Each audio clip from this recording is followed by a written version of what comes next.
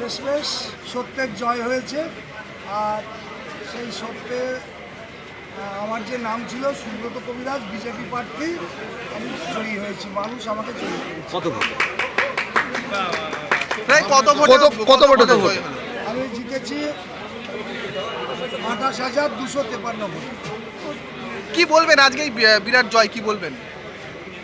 এই জয় তো হয়েছিল, আজকে শুধু সার্টিফিকেটটা বাকি ছিল। এই জয় কাকে উৎসর্গ? বাংলার মানুষ, বাংলার মায়েরা, বাংলার বেকার যুবক ভাইরা, তারা পরিবর্তন চেয়েছিল। সেই কারণে তারা যে আশীর্বাদ আমাকে করেছিল, আমি প্রচারের সময়ে বুঝে গিয়েছিলাম যে আমার জয় সুনিশ্চিত, শুধু সময়ের অপেক্ষা মাত্র। এই জয় কাকে উৎসর্গ করবেন?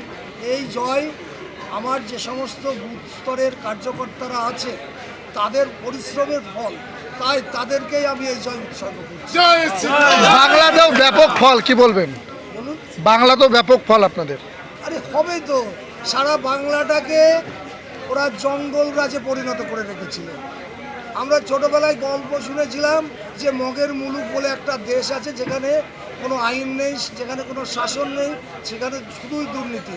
আর আমরা বড় হয়ে এই 15 বছরে জানলাম বাংলা সেই রকমই মগের মুলুকের মতো একটা দুর্নীতিযুক্ত রাজ্য, যে রাজ্যের মুখ্যমন্ত্রী নিজেই করাপ্টেড, তার ভাইপো করাপ্টেড, তার ছোট বড় মেজো সকল মন্ত্রী এবং এমএলএ করাপ্টেড। এবার দুর্নীতিমুক্ত করবেন? এবার দুর্নীতিমুক্ত বাংলা, সোনার বাংলা।